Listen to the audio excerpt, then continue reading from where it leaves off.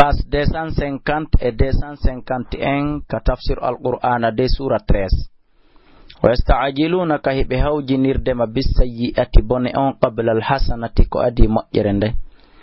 Wa qad khalat gomɗi feƴƴino me on qablihim ko adi tiɓe al-masulatu yeruɓe maɓɓe sifaɓe maɓɓe. Wa inna rabbaka anduno jomi ma ladu maghfiratin ko jon yaafiye linnasi wonande yimɓe ɓen ala zulmihim e dow tooñe ko ɓe woni toñude kon siɓe jaɓi tuubude.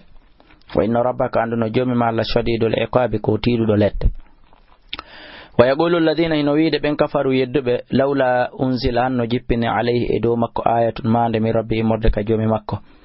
Innama anta andu am mundirun ka wajotoɗo wa li kulli qawmin no waɗani kala yimɓe non haadin fewnowo. Allahu alla ya'lamuhum andi ma tahmilu konko rondi kullu unsa kala deyum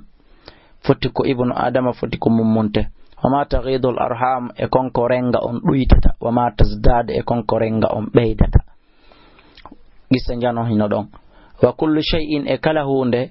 indahu kamakko kanko Allah bi miqdarin ko e eɓɓore. Alimul ghaibi kankon anduɗo ko wirni wa shahadati kon e kene. Al-kabiru kankoni mawɗon al-muta'al kankoni towɗo. Sawa'un nafata minkum e moɗo man asarra al-qawla on suuɗuɗo kongolngol wa man jahara bihi on feññinɗongol. Wa man huwa emmo kañum mustakhfin ko suuɗotoɗo molto billayli jemma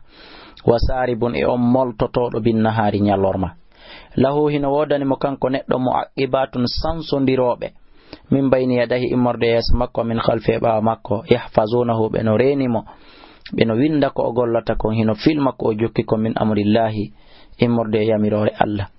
Inna allaha andeno Allah la yughayyiru o sansatama bi qawmin konko woni e yimɓe foti koko moƴƴi foti koko boni hatta yughayyiru ha kamɓe kadi ɓe sansama bi anfusihim ko woni kon e wonkiji maɓɓe ɗin. Wa idha arada Allah si Allah falanama bi qawmin yimɓe su'an bone fala maradda lahu ala ruttowo on bone wa ma lahum hara yalanaɓe min duni ko hewta Allah min walin immorde giɗo. Huwa alladhi kanko Allah woni o yurikumul barqa mon holla on maƴe ɗen khawfan ka kulol maƴe ɗen wa taman e ka tama o ndiyan ɗan wa yunshi'u sahaba himo taga duule ɗen athigala tedduɗe ɗen wa yusabbihu ra'adu e oɗo malaikajo wiyeteɗo ra'ad sharsaɗo fi ndiyan ɗan himo subbun hino bihamdihi o yetta Allah wal malaikatu e malaikaɓe edditiɓɓen fof min khifatihi hino immorde kulol makko kanko Allah. Wa yursilu sawa'iqa kanko Allah himo wurta parñe teɗen fa yusibu biha o heɓina ɗi ma yasha mo yiɗi heɓinde. Wa hum ta kamɓe jadiluna hiɓe wenje fillahi fi Allah wa huwa shadidul mihali ko kanko ni ɓurɗo tiiɗude wenje wayliten. Lahu ko kanko Allah waɗani da'watul haqq noddandu gongaru ndu. Walladhina ɓen yad'una ɓe rewde min duni ko hewta Allah la yastajibuna lahum ɗinɗinotota ko ɓe bi shay'in hay e hunde illa ka basiti kaffay so nawano on fontuɗo newre makko nden sappo yeɓande ilal ma ifade ndiyan ɗan liyabluga fiyo ndiyan ɗan aran hoore mum ka newre makko ɗon fiyo ɗan yottoyo fahu ka hunduko makko tawa o ñeɗali ɗan o naɓa ɗan ka hunduko wama howa ɗen andi ɗan ndiyan ɗo wonali bi balighi hewtay ɗan hunduko makko kon awa wama du'aul kafirina ko wano no woniri du'a heferaɓe wonali illa fi dalalin sona nder majjere. Walillahi ko wonande Allah sujuduni sujjande ma on fis samati bihi wonɓe ɓen ka kammoli wal ardi e ka leydi taw'an e yiɗi wa karhan e añi wa zulaluhum ɗowɗe maɓɓe ɗen bil ghuduwi e hino yiltondira rewangol Allah sujjangol Allah bimbi wal asali e kikiɗe. Qul wi man rabbus samawati kombo je kammoli ɗin wal ardi e leydi ndin qul yeetoɓe Allahu ko Allah. Qul wi ɓe afa attakhadhtum e on jogiti awa min dunihi ko hewta Allah awliya awel diɓɓe la yamlikuna ɗin ɗi wawana li anfusihim wonande hoore majji naf'an poɗugol nafa ɓanna wala darran wona duñugol lorra martina. Qul wi hal yastawi tawsino fota al ama bunɗo wal basir e yi'owo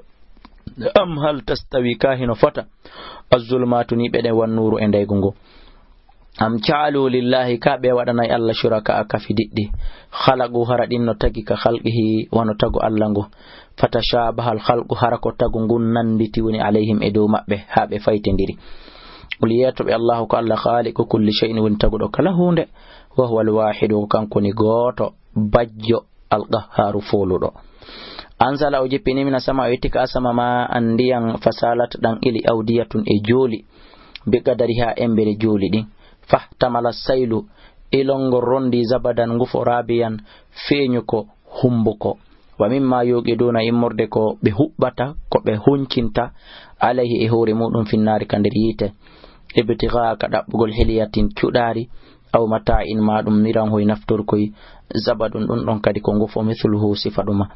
ko misan janal woni ko wada do kadhalika ko an yadribullahu alhaqqa alla wadirta gonga kam wal batila e merende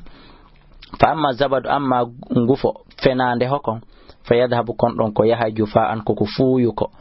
wa amma ma yanfa'u an-nas amma ko nafata ko yimbe be fa yamkuthu dun don nyibay dun don jottoto fil ardi ka leydi kadhalika kono ni yadribullahu al-amthala alla pirta misaluji din lilladhina hina wadan be istajabu li rabbihim noti be jomimum al-husna majire walladhina bennon lam yastajibu lahu tawbe notakim ha law anna lahum harahina wodannobe ma fil ardi kon ka leydi jami'an dendangal wa mithluhu irmum ma'ahu wondudemum wallahi laftadaw bihi be wakkiloto no sottorgol dum don fiyo be dadu lette alla den ulaika be do lam nodan be suul hisabi ko buri bonde hasbore wa ma'wahum werde